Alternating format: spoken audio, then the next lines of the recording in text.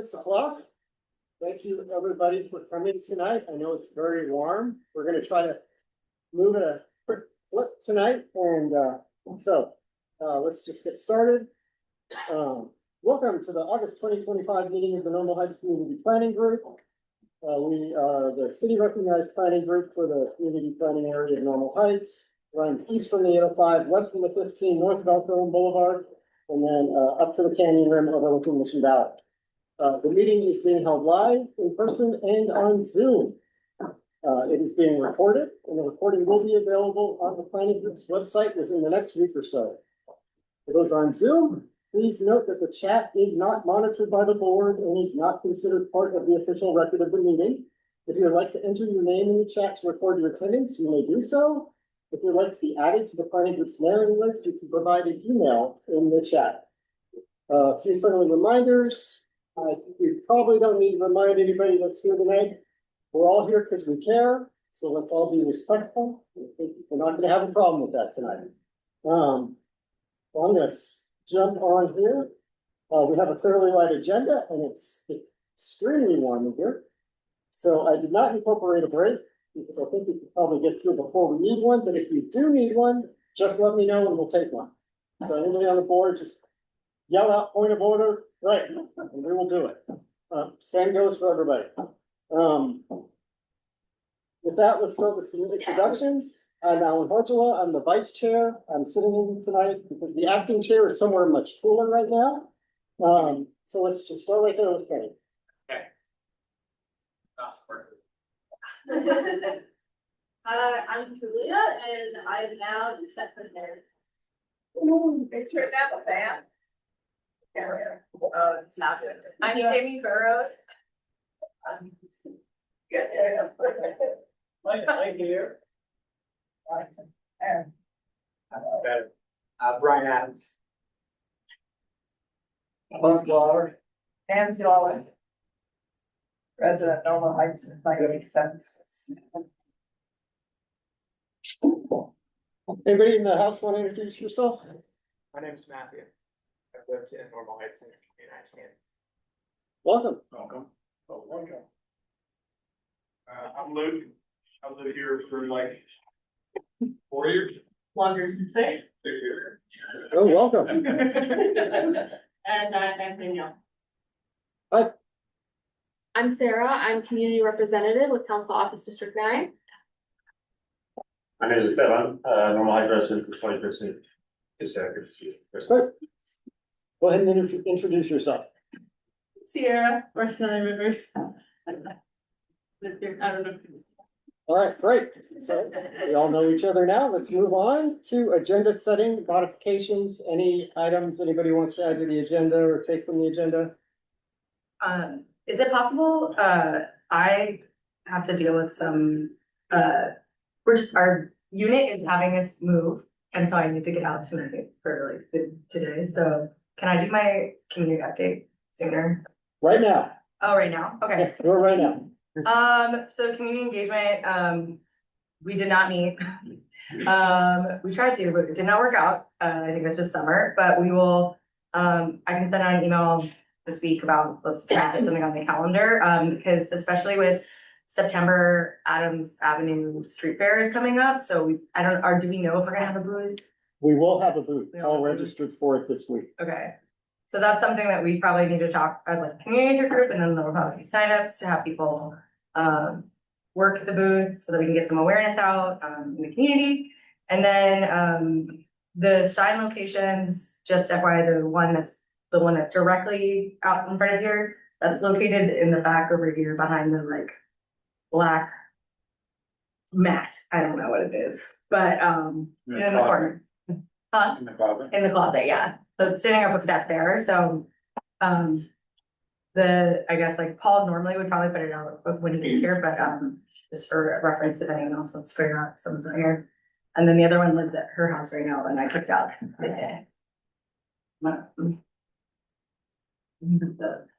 Great, thank you. Thanks. Anything else? Agenda items? Oh, okay, let's move on. July meeting minutes. Do we have any discussion? Do we have a motion? Move to accept. Second. Kenny moved, Brian seconded, all in favor, please raise your hand. Looks unanimous. Any opposed? Any abstentions? Okay. Treasurer's report, I don't believe the treasurer is here, so we will move on. Non-agenda public comment. This is where anybody here who has something to say that they want to talk about that's not on the agenda, you get 2 minutes to do so. So let's start right here. Anybody? All right, let's go to Zoom. Looks like Becky. You're up, Becky. Great, thank you and good evening. My name is Becky Rapp, and tonight I wanted to bring to your attention a serious growing health concern in our community, and it's the sale of intoxicating hemp-derived products, such as Delta 8 and Delta 10 THC. These are synthetic, chemically altered hemp products mimicking the psychoactive effects of marijuana, and they're being sold in gas stations, smoke shops, and convenience stores, often with candy-like packaging that are targeting youth. And these products, they impair driving, affect adolescent brain development, and have been linked to poisonings, ER visits, and psychotic episodes. The California Department of Public Health has also issued these warnings. This is a land use issue, as many of these businesses operate near schools, parks, and residential neighborhoods, and they often fly under the radar, avoiding the oversight that marijuana and alcohol establishments must follow.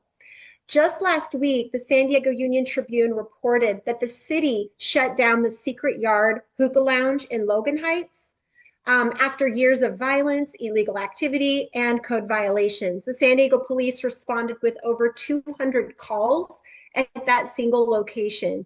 And the city attorney called it a case of, quote, restoring peace to a community that's been robbed of it for far too long. So planning groups can help by pushing for zoning updates that ban the sale of these intoxicating hemp products. Conditional use permits and land use policies must reflect the seriousness of this issue.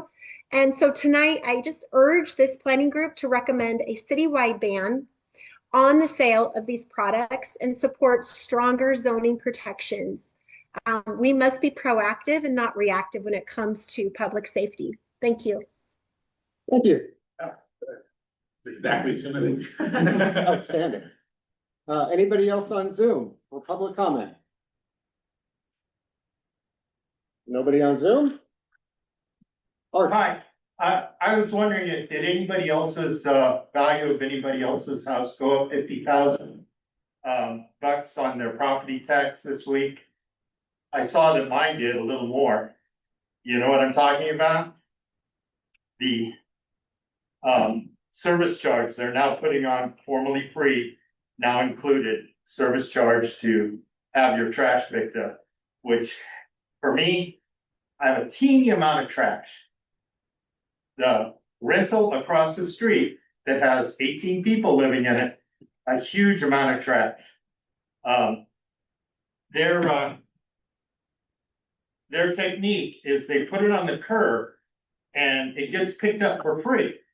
So if you think you're gonna save money by buying the smaller, paying for the smaller service, you're absolutely kidding yourself, because everybody's gonna get the smaller service and just use the greenways and the this is my opinion, of course. But I'm pretty sure I'm not gonna miss on this. The greenways and the recycle for trash. Drive down 36 on Thursday, any day, you'll see exactly what I'm talking about. So anyway, it's just, and what really changed me, I wouldn't mind, but they can't raise our property tax because of Prop 13. Not fast enough. But the city council found a way to do it. They rejected the county money so that they could charge us on our property tax. And so when they say, oh, no, affordable housing, boom, here's another 500 bucks. I can afford it. But how many people that are moving to Arkansas can't, Tennessee? These are like cities that nice people living in my neighborhood are states. Right, thank you. You know what I'm saying? Yes. All right, I just got a notice that for some reason I'm not in the correct Zoom account. So it is going to cut me off, in probably about 7 or 8 minutes. I apologize for that. I should be in the unlimited, but for some reason I am not. Okay, so, Becky, do you have anything else?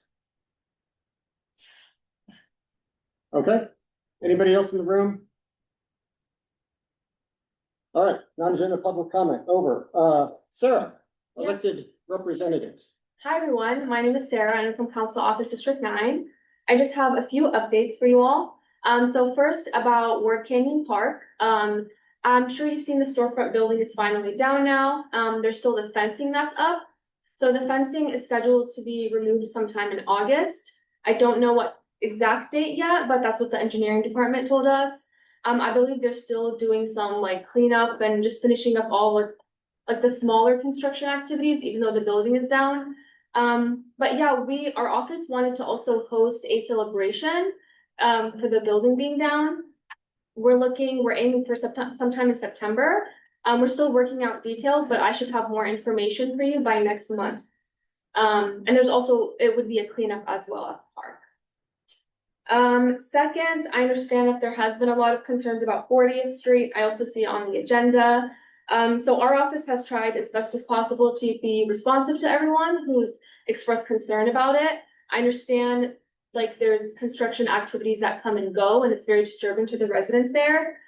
We have made a request that no one puts any staging equipment there anymore. And that all construction activities, everything else just like pretty much ceases to exist in that area.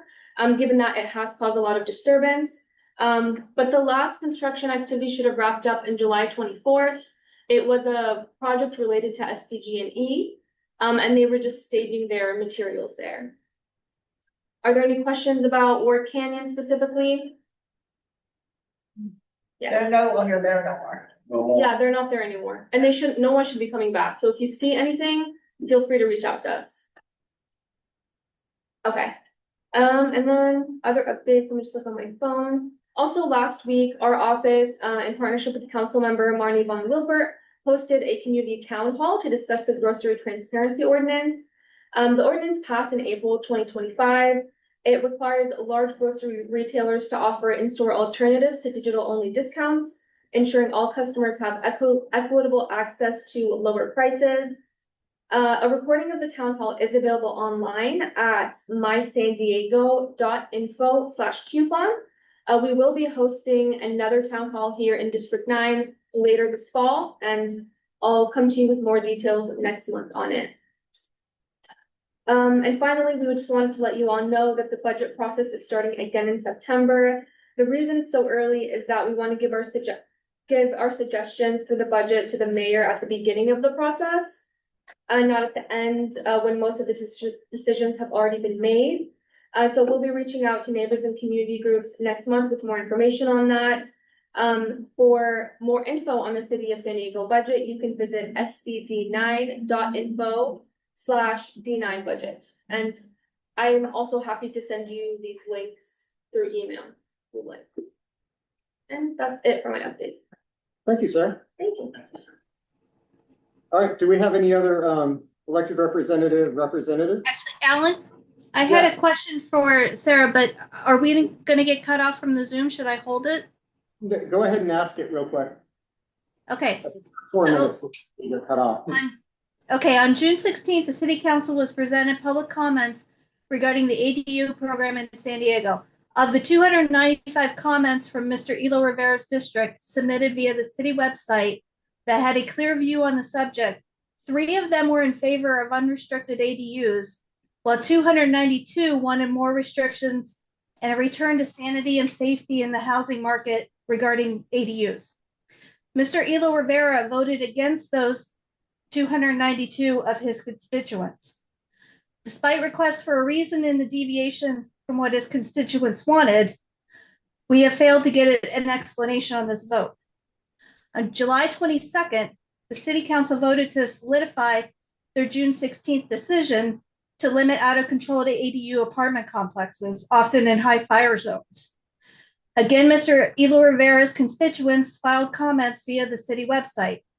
This time, of the 116 comments that had a clear stance, 1 was opposed to the ADU restrictions, and 115 wanted ADUs to return to their original intent of granny flats. This time, Mr. Elo Rivera decided he would skip work that day.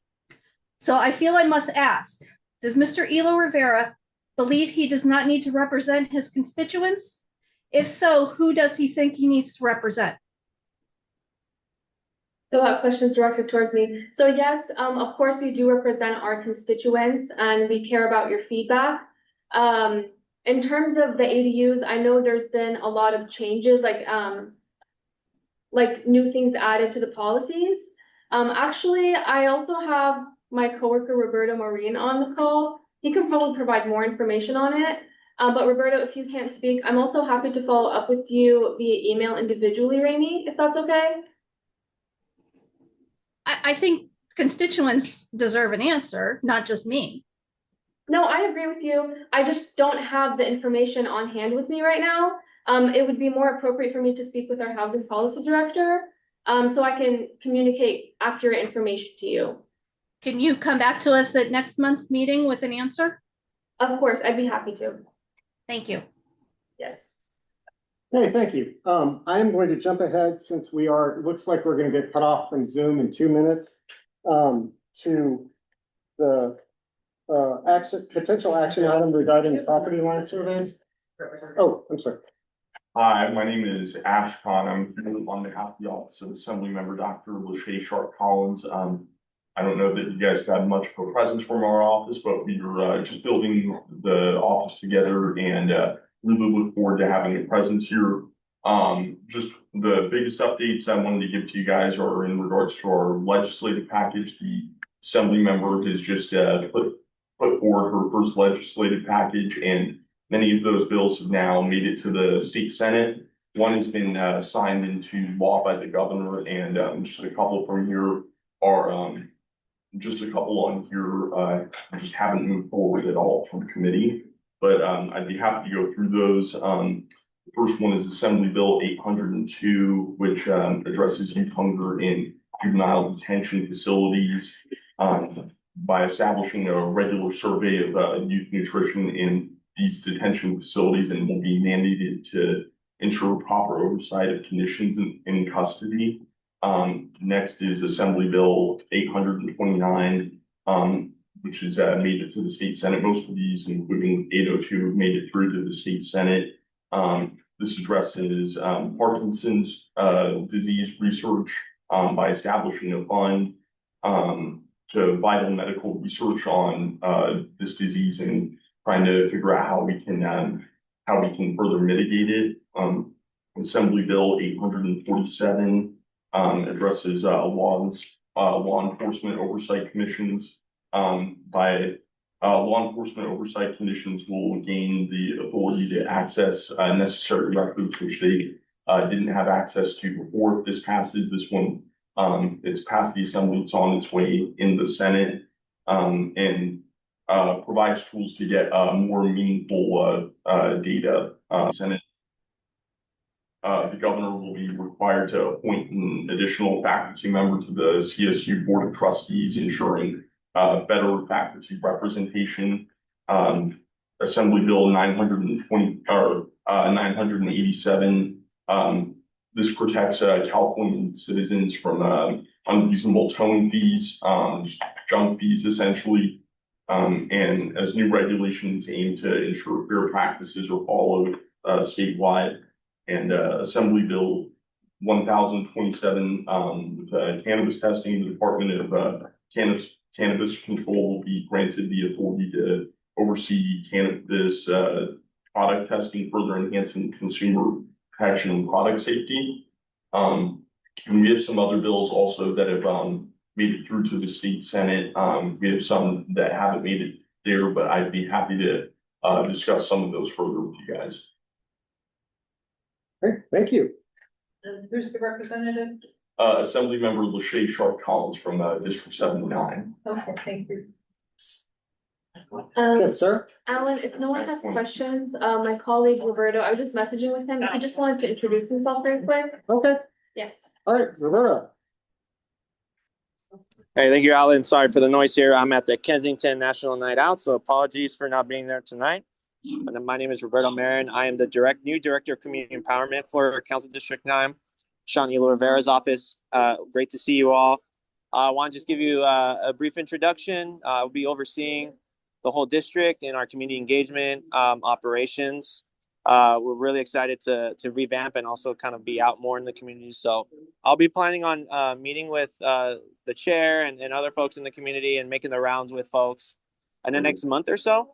So feel free to email me. I'll leave my email. I know Sada has my email as well. I do have coffee with the director days on Friday. So if you want to just get coffee with me and talk about any neighborhood issues, or if a group of y'all in the planning group or a community association would like to come and get coffee with me, I always have them every Friday, usually from 8 a.m. till 12 p.m. So in my signature, there will be a Calendarly invite link, and that will take you to the website and you can book your appointment there. So happy to meet with you all and looking forward to working with you all. Thank you.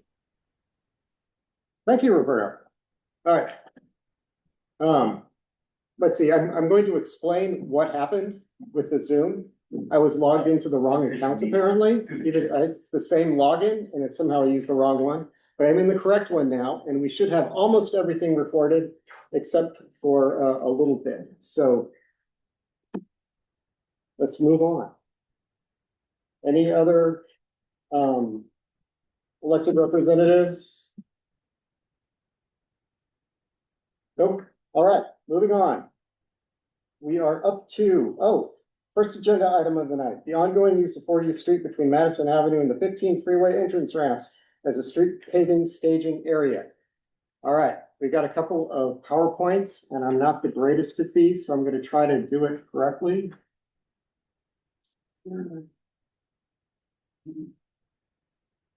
Documents. Is this what Sarah said was resolved, or is this a different?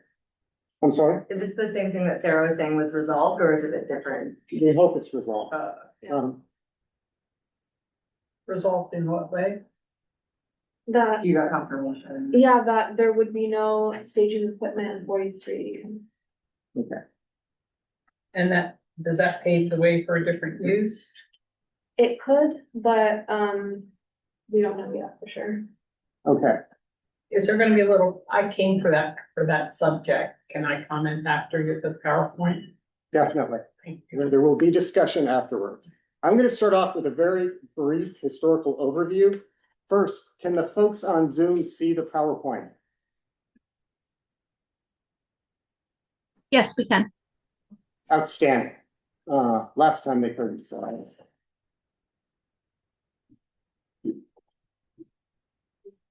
Well, that didn't work.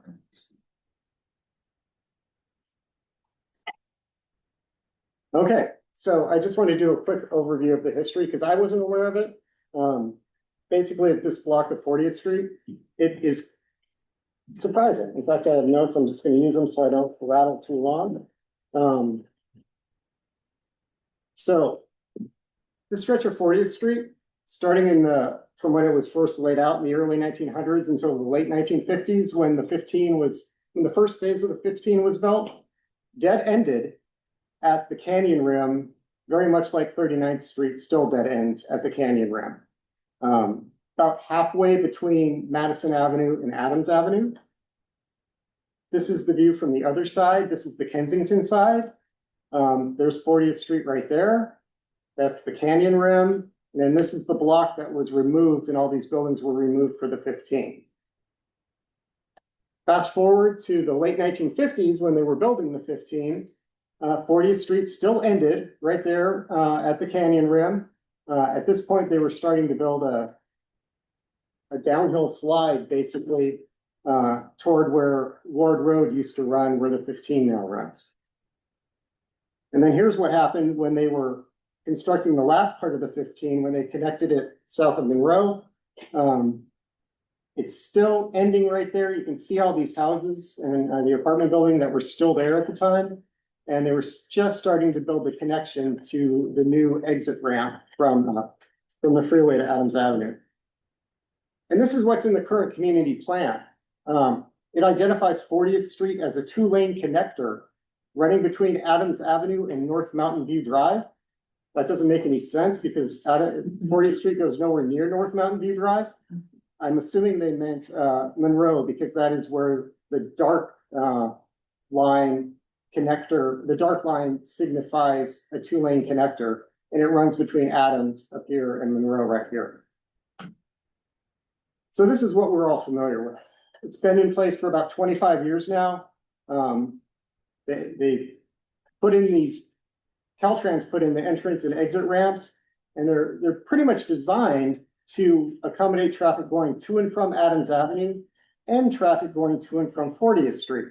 But that's not what we actually have because we blocked off 40th Street at Madison, and it's also blocked off further down at Monroe. So we have this exit ramp, or actually this is the entrance ramp that really doesn't really serve a purpose. And so here's the current right-of-way. What's within this red line is Caltrans right-of-way, and what's not is City of San Diego. So what we're really talking about tonight is the space between the ramps and Madison. So that space is all city space, and it's not Caltrans space. And here's what's been planned for this. And this is what I think we're all excited about, and we've been excited about for as long as I've been here. The freeway ramps getting reconfigured, the southern ramps being taken out completely, and that middle section being converted into a dog park, the southern section being converted into a small parking lot for the park. But unfortunately, it relies on the city paying Caltrans to reconfigure the entrance and exit ramps and relinquish the right of way. And last I heard, it was not going to happen. Maybe it will, maybe it won't, hopefully it does. And so that was a quick, brief overview of the history. Any questions or additions? Art? Can I add some of the history because I'm sorry, you spoke first, please. Oh, hi, Art. Good to see you.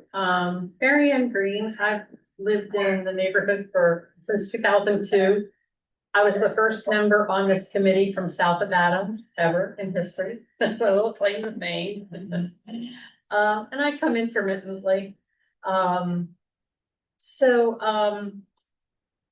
I do remember the discussions of converting this as an extension of the park, and I really love the drawing and I love the concept. And then over the years, I've heard that Caltrans was going to refuse to relinquish it. I heard there just wasn't money for it. I walk by there all the time. I go to the park, but I can see it's not happening. Now, if there is money and they're going to do it, I would love that. But let me tell you, when I get 15 to get into my neighborhood, which is south of the park, it's very, very clogged. If I try to use Adams Avenue exit, it's just so backed up. And then I have to go up to Adams, go all the way over to Cherokee and go back down. And, 10 years ago, that was a no-brainer. It was easy, but it's gotten so congested. I'd love to see that opened up again so that cars can come south. That is if there's no money, Caltrans isn't going to use it anymore. I also wanted to just say parenthetically, I don't know if any of you've noticed, but that the wooden fences that are at Monroe and Madison have gaps now in them to allow for bikes. That was me prodding the city to open those wooden fences to allow bikes through. It was just a one-off that I probably bugged. Are you Sarah? Yes. Yeah, I probably bugged Sarah about 1 million times about it, and they were gracious enough to get it done. So that's just my input. I just, if nothing's gonna happen there, then I'd really like to see that open back up for traffic, because we're just dying down there. It's really getting dense with the building. That exit onto Adams is just ridiculously, packed. That's just all I've got to say. Thanks. Thank you. All right, so we'll hear from Art and then we'll hear from Jim. I too live south of Adams. And I'm kind of wonder if Caltrans is thinking that the city of San Diego will come to their senses and admit they made a mistake. I see mistakes in our neighborhood and all in San Diego, but I'm mostly concerned about our neighborhood, that everybody just pretends like it's okay. And you can talk to me about it later. But I remember the discussions when those fences were being sawn down regularly as protests. And this was 20 years ago. And I remember the people that were in here, and there was one lady who was very active in the group, who was a real estate agent. And she owned property in that area. And the development plan was that was going to be investment property for people would buy. And she had the political pull to get it done. And we're all pretending like that 40th through to Monroe is blocking that off is a good idea. But I mean, I suspect that Caltrans is never going to let it go, because they have to deal with the traffic backing up on the southbound 15 and coming up that hill. It makes a very dangerous situation. I mean, there's a lot of rear enders there because we're trying to get into our neighborhood and people are backed up from the light on Adams down several hundred feet onto the freeway.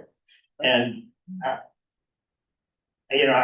can't prove it, but I did see a real estate agent who had investments, and a lot of people have investments down there, are very much invested in having that blocked off so they don't have any, they have less traffic through their neighborhood.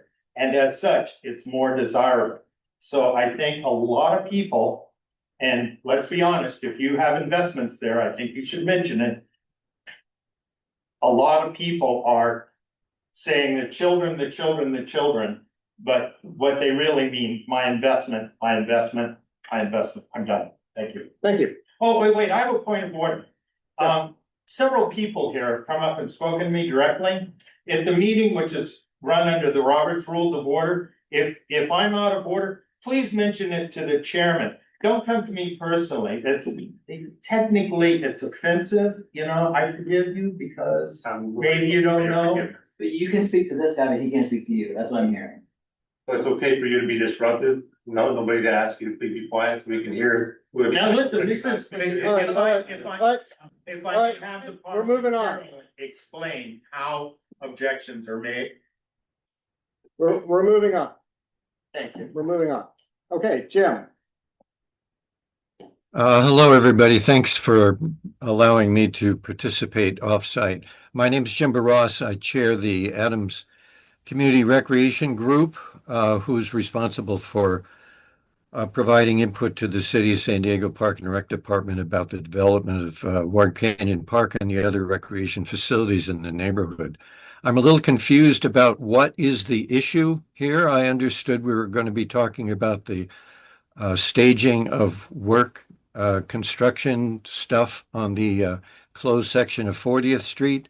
If we're talking about what the development plan is for the park and whether it'll continue to include the closed off 40th Street, I would like to weigh in on that, but could the chair clear up for me, are you going to be presenting about the staging area issue, and just what is the issue before the group?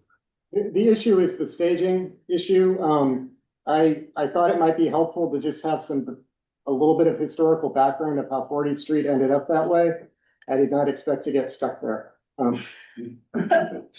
Thank you very much. That was good history. I only moved here in the 1980s. So I'll let you continue with your discussion about the staging area. If people want to provide information or input about the development plan for the park, I suggest they get involved with the Adams Community Recreation Group. Thank you, Jim. All right, yes. The staging area, it's on the south end of the Ward Park, is that right? And because of that, it's blocking 40th's access to the highway, whereas previously it was open. No. No. Oh, Yeah. No, she's saying the staging. the staging issue, I'm gonna turn it over to Esteban to talk about what's actually been going on in this location. Afternoon, everyone. So in the area in question, I was hoping that we'd be able to share some of the photographs and videos we've taken over more than a decade. Paving equipment being staged in that area, sometimes right next to my neighbor Jeremy's home, whose house is adjacent to 40th Street, right at Madison Avenue. I'm next door to him. Sometimes the paving activity occurs overnight, so 3, 4, 5 o'clock in the morning. Bright lights, loud trucks. Dump trucks scraping their buckets along the ground, shaking our windows. And so that's really the issue at hand here. So I appreciate the history, but what's currently happening and what has been happening for quite some time is an immense amount of disruption. And I'm grateful for district members, Eloy Rivera and his staff getting involved and actually getting us some traction, because we've been fighting to get this activity to stop for quite some time without, maybe we just haven't been talking to the right people or perhaps at the right time. I think what our concern going forward is that we would like something official in writing from the city, guaranteeing that we no longer have to deal with this issue. It's not only is it disruptive, it makes it hard to sleep, but it's also a health hazard. I have plenty of videos, and so did my neighbor, and pictures of clouds of dust up and down 40th Street, depending on where they stage. And that dust ends up in our homes. That dust also is going to end up in the community garden that's being put up there. And some folks who happen to use the dog park at the same time, clouds of dust are shooting right towards them and their animals. So I think what we're looking for is some sort of long-term, definitive concrete thing in writing about no longer allowing any sort of construction staging there, not just paving equipment, but anything at all. Thank you. Hope that clears it up. Thank you.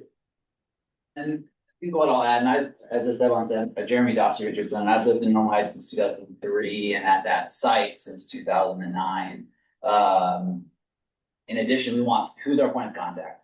The idea that some of what we're getting back is we didn't know this was happening, which if you've seen the staging there and the amount of material and vehicles, it's to me a bit laughable that officials would not know that this was occurring on this site. And so I don't have a high level of confidence at this point that it will stop. As someone who's lived with this day in, day out, sometimes for months on end, and sometimes they're gone for a couple of months. But it has been persistent for a minimum of 12 years. And I can time date that because my daughter, who turns 12 at the end of this month, I remember my wife going nuts because even at that point, sometimes during the day, we're dealing with this, the volume, the noise from the bucket scraping, even just the backing. Every time I hear some truck kick it into reverse and start beeping, I'm like, shit, they're setting up again. And so every time I hear that beeping, that's what I think is happening. And often it's a tow truck right now. That's what I think is happening. So I don't have a high level of confidence yet. I'm hopeful. It's disappointing that it took the media to get involved and to get some pressure that way for something to move. But it's not just coincidental in my opinion, because it was within a day, all of a sudden we're getting responses and, oh, this is not going to happen. We didn't know. Now we know, so now we can stop it. And so that is what we ask, is both in writing. And I want to know who do I contact? Should they stage there again? And then thirdly, there's been an immense amount of damage to the sidewalk that people use every single day on the way to the park. Now, I've gotten notices from the city that it's my responsibility to fix that. And under normal circumstances, I would say that is true. Now, when they change those barriers, which I love the bike through on those barriers if they're going to be there, but what they also did was shorten the end so that it doesn't go all the way to the sidewalk, which it used to do. And now as someone who lives there, I see people constantly just driving up on the sidewalk to get around the barrier and go around. And this is, so we have seen now there's two things that are quite ugly that are there. It's a lower rock that we put there many years ago to try to prevent cars from doing that. I saw a young man literally putting on work gloves to try to move that stone in order to drive around rather than go back around the block. So people are very committed to driving around that barrier. We've got something taller now. It's really ugly there that we hope will also stop for the time being. And not to mention, not those trucks, but the workers who drive their company trucks would drive around that and damage the sidewalk. It is clear that the first 20 or 30 feet of that sidewalk is immensely damaged. It's also a safety hazard. We have people who are elderly and potentially using wheelchairs or strollers, and the amount of foot traffic that goes there is a safety issue. And it is city liability that will happen if that is not fixed. So that is the third portion, I think the three requests that we had in this whole process. Shut it down and put it in writing, give us a point of contact and fix it. Now that it's supposedly stopped, fix that area because people walk, as we know, to the park constantly. So I think that's all I have. Thank you. As for the third point, I'm wondering if next month we can draft, send a letter to the city asking them to, because your point about the sidewalk, I think is a really good one. Of asking, since the damage was done by these staging crews, the city actually. Make a note to have that on the agenda. Can I ask a question? Yes. So then I understand the ask, but I just want to make sure that we're kind of helping you. So would you also want our community planning group to send a letter kind of voicing those same four asks? Or are you just saying that that's going to be something you'll be sending to the city? If you were willing to put it, I mean, I think there would be additional heft behind the request that would come from this particular council, so I would welcome that. Yeah, then I'll make a motion that we write a letter in support of all four of the asks that you've stated. I think that is completely reasonable. Do we have a second? Second. Okay. Sammy seconded. Discussion. No discussion. Is there a letter that you've already sent and drafted that you could send to? No, I haven't drafted an official letter to the city that way. I know there was a petition that was drafted, but was really to get signatures, which I think is potentially not something that's needed at present. Yeah, so one of our Ellen's, a neighbor that I recently met, drafted that, collecting signatures in order to try to go down. I don't know that it's necessary because it has been permitted to be shut down. I don't know how necessary that particular letter is, but I think now that because you have the language there, I think that could be the starting point. Was submitted because it's got those four. Well, I don't think it has the other pieces I have about like fixing, but. So the city has responded to committing to shutting it down and. That's from the investigative reporter. She has said that they're committed via Councilmember Leo Rivera's office. That's what they're getting as well. So just confirming that in a letter and then adding on those four asks of if they were to come back, who we contact and. So it's the in writing, it's the who do we contact, and it's technically three, and then it's the reparation, like repairing the sidewalk. And actually the barrier, even if it's not by repairing it, I mean, when they put it so it's not sunken cement, so they can remove it so those trucks can get in and out, so that it would be less easily removed, I think, and it would extend back to the sidewalk, preventing people from driving around. Did you have a follow-up, sir? Yes, I just have, I know I work for the city, I'm not here to defend the city, but I just wanna make a point saying that it's not all city contractors that are working at this location. It's also been found that there's private contractors there that the city has no jurisdiction over. And so, of course, again, like we told the rest of the city departments to cease all activities there, but I don't know also if a private contractor can show up and just start doing things there. If that is city land, though, who would have jurisdiction over a private contractor? But sometimes like there have been certain times where there has been construction and none of the departments said it was any of their projects. And so that's why it's been a little bit confusing, because I've been with the city now 2 years, and it's, sometimes I'll be contacting staff about it, and everyone will just tell me like, we don't know, it's not our department. And it'll be found out later that it was a private contractor that was just staging. So not my department, but I struggle to think that's a genuine and truthful response from the city. But I mean, like I said, I'm not here to defend anyone. I Sure. understand that this is a huge disservice. No, I know that's. But I also just wanted to clarify that point. Thank you. Okay. Can I ask though, sir, if it's a private contractor, you know, staging in city right of way, they need permits for that if they were gonna do that. So. I agree, yeah. Yeah. The thing is, like, they don't tell our office anything until we reach out to them. So they don't tell us like, oh, we're staging here, by the way. It would be helpful if they did, and we have made that request in the past. But as council offices, we don't have jurisdiction over departments. Like, we can't pretty much tell them that you have to do this. We have to pretty much have an agreement that, you know, this is feedback we have from the community, and this is what we would like you to do. Not, you have to do this. Busy up in about 10 minutes.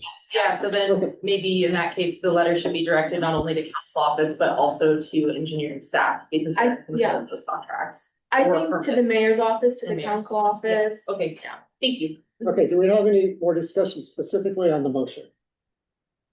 Yeah, Go ahead. well, what about adding to the letter that the city posts signage? That it's a violation to stage there, and the number to call.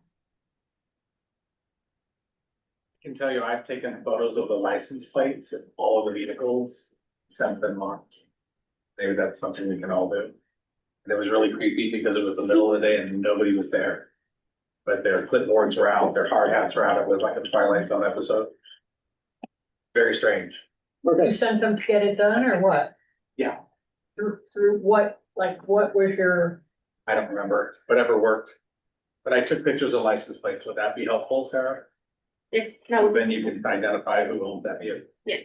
Pictures are always helpful. Okay. Art, did you have something, discussion regarding the motion? Actually, Sarah answered my question, and I was surprised. I thought it was either the city or the state. I had no idea that it was private contractors using that land that I can't use to get to my house, that I have to like go on to Adams at rush hour. Okay, Jim. Thanks once again for allowing me to participate. I support wholeheartedly the planning group taking any action necessary to help us keep this area clear for the residents. And I will probably bring forward to the Adams Recreation Group a recommendation through the city council member that perhaps we would gain control of that space if it became, as it's supposed to eventually, dedicated park space. Right now, it's a street, and I imagine Streets Division or the city of San Diego punts around with who controls it. If it became dedicated park space, which is what's planned eventually when the general development plan is completed, then Park and Rec would be the go-to enforcement group for keeping people from doing inappropriate activities. But in a nutshell, I support the motion and any actions that are legal and appropriate to keep this area available. Thanks. All right, do we want to vote on the motion? All right, all in favor? All right, any opposed? Any abstentions? Looks like it's unanimous. Who wants to draft? Okay, Emily will draft. And we'll send it out to the board so we can review. Yep, I'll send it before the next meeting. I won't be in the September meeting, but I'll be sure to circulate it, so at least you guys can have it for discussion and review. Great, thanks. And thank you very much for sharing your experiences. Thank you.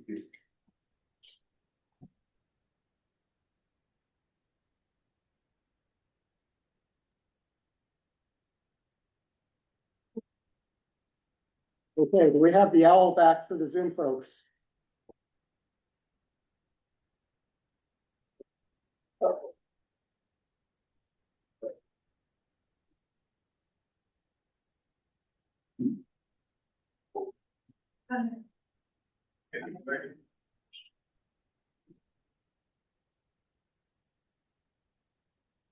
Let's follow up.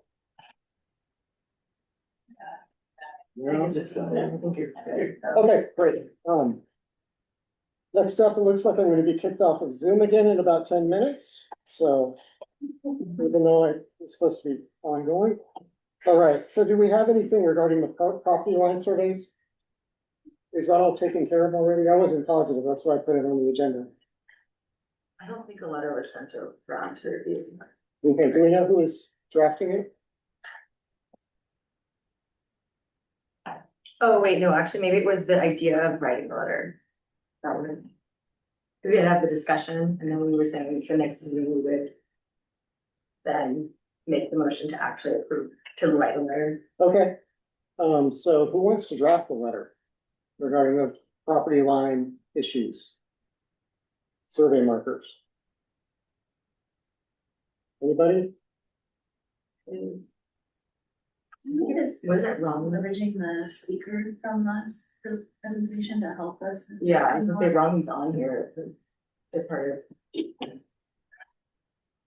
Randy, would you be interested in working with someone to draft a letter regarding the issue that you've been dealing with? Sure. Okay, anybody want to? Can't really say no, can I? Okay, Julia will do it. She'll be in contact. So what's the motion? I think we had a motion to vote to write the letter. So now that we have to be like, I motion that we write a letter on behalf of that presentation. Okay. And then we go to draft it, we circulate it, and then the next one we vote on the actual contents of the letter. Okay, Is that my? Okay, it's like, I think that's what happened. so the motion on the floor is to draft the letter? Yes, like, should we draft a letter to write based on the presentation, the feedback about the property lines and ask normal heights to go back to like, it was like referencing one of the key. Yeah. The first survey markers. Yeah. Do we have a second? Julia seconds. Let's go to a vote. All in favor?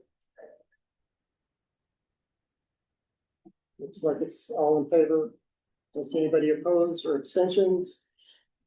So, vacant board seats, we have a vacant board seat now. Edie has resigned from the board, she sent an email out today. So anybody who's interested in joining the board, contact. Let me know, or, and I'll send you an application. And the only requirements are that you're at least 18 years old, you either live within the, community planning area, own or run a business within the community planning area, or own property within the community planning area. Okay. I have someone I know that was interested, and now that there's a vacant seat, should I just send more email to request the application, or? You can send an email to, to Paul, me, Okay. Chair. Yeah. All right, let's move on to community groups. Oh, we are 20 minutes ahead, good. Community Planners Committee. Excuse me.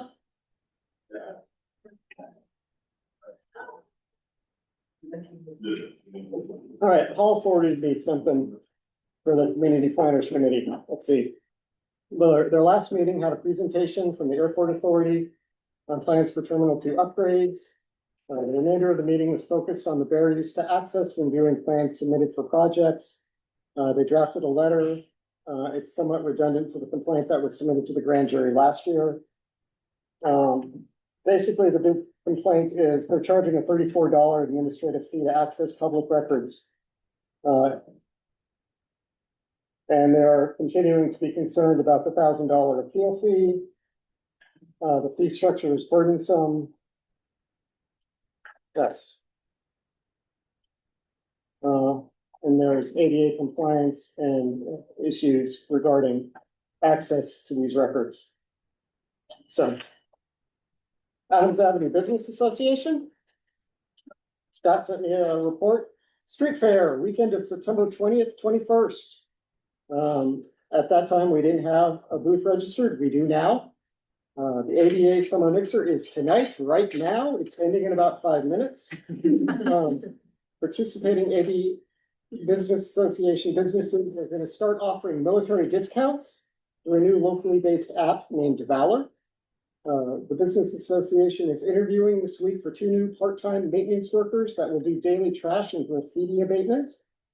And they are projecting an operating loss this calendar year thanks to the city of San Diego $6 billion budget mismanagement. AABA just received notice that the city slashed our core funding, SBEP, by 58%, and their transient occupancy tax allocation by 25%, resulting in a reduction of $30,000 this year to the Business Association.